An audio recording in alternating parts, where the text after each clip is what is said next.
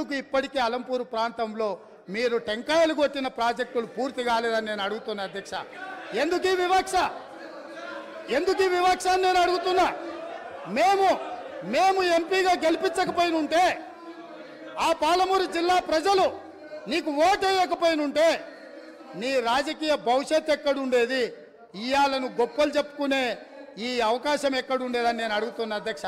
అందుకే ఈరోజు పాలమూరు రంగారెడ్డి ఎత్తిపోతల పథకాన్ని జాతీయ ప్రాజెక్టుగా సాధించలేదు, రాష్ట్ర నిధులతో పూర్తి చేయలేదు.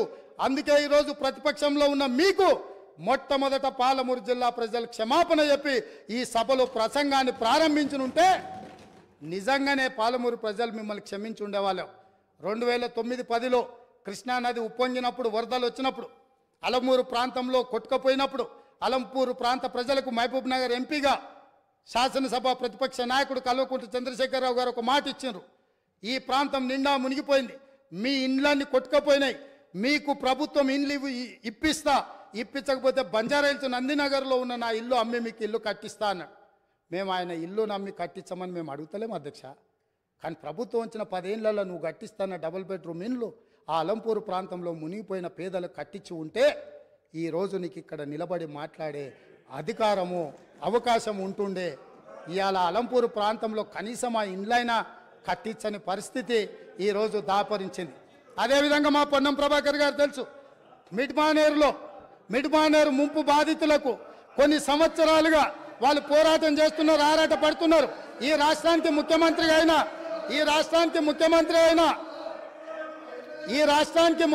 అయిన చంద్రశేఖరరావు గారు మిడ్మానేరు ప్రాంత పర్యటనకు పోయిండు. ఏం మాట్లాడిండు రాజన్న? ఈ రోజు వరకు వాళ్ళు మళ్ళీ అదే వంట వార్పు చేస్తున్నారు, అదే రాస్తారోకలు చేస్తున్నారు, అదే ధర్నాలు చేస్తున్నారు. ఇదే పోలీసులు ఉమ్మడి రాష్ట్రంలో లాఠీ చార్జ్ చేసిన పోలీసులు వాళ్ళ మీద లాఠీ చార్జ్ చేస్తున్నారు. మా మంత్రి పొన్నం ప్రభాకర్ గారు ప్రతి నెల నిరసన కార్యక్రమాన్ని ఇప్పటి వరకు నిరసనలు కొనసాగిస్తూనే ఉన్నాడు. అన్నీ ఉన్న అల్లుడు నోట్లో శని ఉందన్నట్టుగా ఆ మిడ్మానేరు ముంపు బాధితులకు 10 ఏళ్ళైనా న్యాయం జరగలేదు. ఇది న్యాయమా? ఇదేనా ఈ రైతులను ఆదుకునేదని నేను అడుగుతున్నా అధ్యక్ష. అదేవిధంగా ఆర్ఎండ్ఆర్ ప్యాకేజీలో ఇల్లు కోల్పోయిన వాళ్లకు, పేదవాళ్లకు ఇండ్ల పట్టాలు ఇస్తారు అధ్యక్ష. ఆ ఇండ్ల పట్టాలు రాజ్యసభ సభ్యులు జోగిన్పల్లి సంతోష్ కుమార్ 250 గజాలు ఇండ్ల పట్ట వారి పేదోడి కింద పట్ట తీసుకున్నాడు అధ్యక్ష. వారి సోదరిమణి నేను పేరు ప్రస్తావించదలుచుకోలేదు. ఎప్పుడో పెళ్ళైపోయి అత్తగారింటికి వెళ్ళిపోయినా వారి సోదరిమణికి కూడా ఇళ్ల పట్టాలు ఇచ్చారు అధ్యక్ష తెలంగాణ రాష్ట్ర ప్రభుత్వంలో. ఆర్ఎండ్ఆర్ ప్యాకేజ్ పేదలకు, అత్యంత నిరుపేదలకు ఇవ్వాల్సిన ఈ ప్యాకేజీలో ముఖ్యమంత్రి గారి కుటుంబమే నిబంధనలను ఉల్లంఘించి ఆర్ఎండ్ఆర్ ప్యాకేజీలో ఇళ్ల పట్టాలు కూడా తీసుకున్నారంటే ఇంకా కూడా అక్కడ నిలబడి మమ్మల్ని దోషులుగా నిలబెట్టడానికో, ఉమ్మడి రాష్ట్రంలో సమైక్య పాలనలో జరిగిన తప్పిదాల గురించి ప్రస్తావించి మమ్మల్ని నిలదీయాలన్న ఆలోచన ఇది ఏ మేరకు సమంజసము అధ్యక్ష? మీరు ఒక్కసారి ఆలోచన చేయండి. అందుకే అధ్యక్ష నేను అనేది, ఒక్కసారి ఈ సభలో మాట్లాడాలి అంటే ఆత్మ పరిశీలన చేసుకోండి, గుండెల మీద చెయ్యి పెట్టుకోండి. మేము మాట్లాడుతున్న దాంట్లో న్యాయం ఉందా? మేము మాట్లాడుతున్నది ప్రజలు గమనిస్తున్నారు. ప్రజలు ఇంకా మమ్మల్ని ఇక్కడికైనా ఉంచినరు, ఇది కూడా ఉండాలనా లేదా అని ఇవాళ మీరు ఆలోచన చేయాల్సిన అవసరం ఉంది అధ్యక్ష. అదేవిధంగా కాంగ్రెస్ పార్టీ గురించి, ఇందిరమ్మ రాజ్యం గురించి, ఇందిరమ్మ రాజ్యం అంటే ఇదా అదా అని వారు మాట్లాడారు. ఇందిరమ్మ రాజ్యం అంటే రైతు రుణమాఫీ అధ్యక్ష. ఇందిరమ్మ రాజ్యం అంటే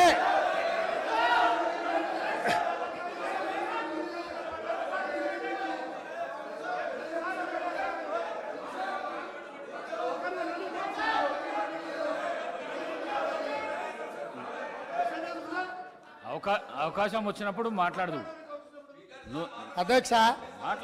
లీడర్ ఆఫ్ ది హౌస్ మాట్లాడేటప్పుడు అధ్యక్ష, లీడర్ ఆఫ్ ది హౌస్ మాట్లాడేటప్పుడు డిస్టర్బ్ చేయకండి. మీకు అవకాశం వచ్చినప్పుడు మీరు మాట్లాడండి. కొత్తగా వచ్చినావు, కొత్త సభ్యునివి, కొత్త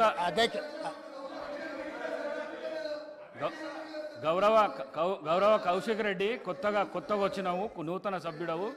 నువ్వు లీడర్ ఆఫ్ ది హౌస్ మాట్లాడేటప్పుడు గడబడి చేయకు, నీకు అవకాశం వస్తుంది అధ్యక్ష.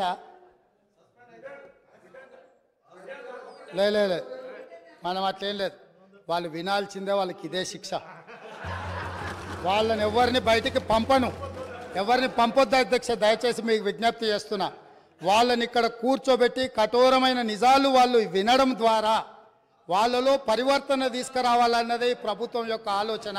కాబట్టి వారిని ఎవరిని కూడా సభలో నుంచి బయటకు పంపించొద్దు అధ్యక్ష.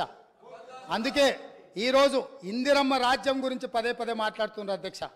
ఎస్, ఇందిరమ్మ రాజ్యం తెస్తాం సోనియమ్మ నాయకత్వంలో. ఖచ్చితంగా ఈ రాష్ట్రంలో ఇందిరమ్మ రాజ్యం.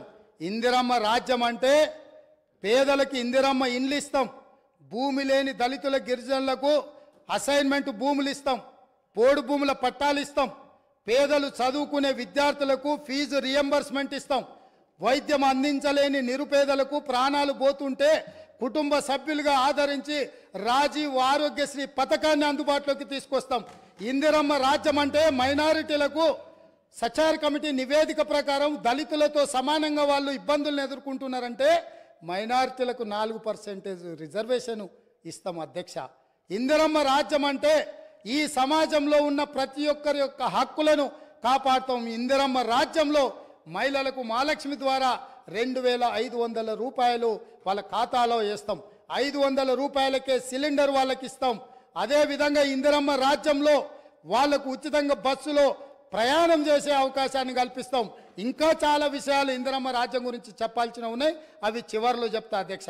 ఈరోజు కేటీఆర్ గారు మాట్లాడుతూ ఈ గవర్నర్ గారి ప్రసంగం వినేటప్పుడు నాకు సిగ్గైంది వినడానికి అని అన్నారు. నిజంగానే వారు సిగ్గుపడాలి. ఎందుకు అని అంటే నిజంగానే చాలా విషయాలు మేము అందులో ప్రస్తావించుంటే వారు సిగ్గుపడి తల దించుకునేవాళ్ళు. మేము ఎందుకంటే ఎందుకు అన్ని నిజాలు కఠోరమైన సత్యాలను మొదటి సభలోనే ఎందుకు, ఇంకా సుదీర్ఘంగా చర్చ జరగాలి,